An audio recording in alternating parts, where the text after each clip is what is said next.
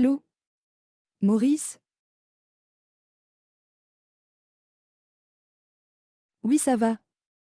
Merci. Dis-moi. Je t'appelle pour avoir des nouvelles concernant le dossier de Georges. Il n'a rien reçu depuis sa demande. Tu ne pourrais pas intervenir auprès des services relations externes?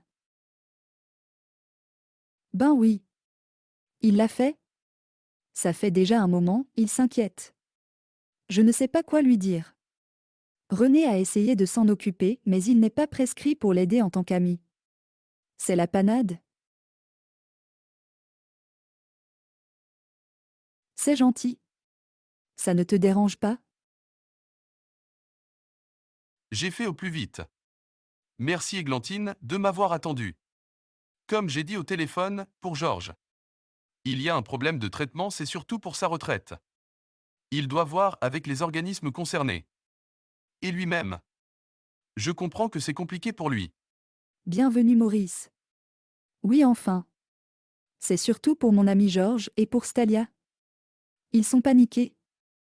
Et tu sais, en ce moment, avec ce gouvernement, rien ne fonctionne normalement. Mais je peux compter sur ton aide, Maurice. T'es sûr? Ça ne te dérange pas? Mais non. Tu sais bien que si je peux, je le fais. Mais ça sera long. Je peux lui faire une prolongation de son aide actuelle, je pense que ça ne poserait pas de problème, le temps que tout s'enclenche, avec sa retraite. C'est superbe. Tu es extra. Merci. Son amie, qui lui a fait avoir une aide, l'a complètement laissé tomber et elle lui a dit qu'elle ne pouvait plus l'aider et qu'elle était sans moyen de se déplacer, sur un ton épouvantable limite grossier. Alors Georges, qui est déjà timide, n'ose surtout plus rien lui demander. Pourtant il lui a tout rendu en chèque pour son geste. Voilà la réponse de son ami. Ça c'est pas sympa. Il y a des gens qui ont des gestes sains, en sous-effet d'ingratitude. À sa place. J'aurais honte. Non, pas elle. Ils sont odieux entre eux dans leur famille, paraît-il, d'après Georges. Enfin, il faut rester solidaire réellement devant la situation qui existe dans ce pays.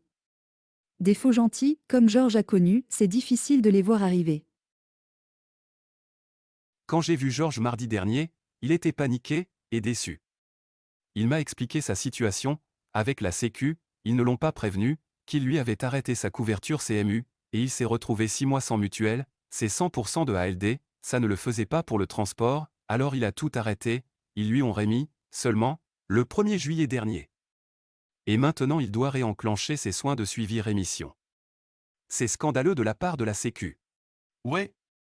Je vois que c'est partout pareil. Le mieux c'est de s'entourer de gens compétents qui puissent vous venir en aide. Car dans ce pays c'est le pire des bordels que je n'ai jamais connu. On ne se reconnaît plus dans ce pays. Où sommes-nous maintenant? Ce n'est pas la population qui a voulu ça. Enfin, beaucoup ne l'ont pas voulu. Sauf ceux qui ont des idéaux à la place du cerveau. C'est la merde, quoi.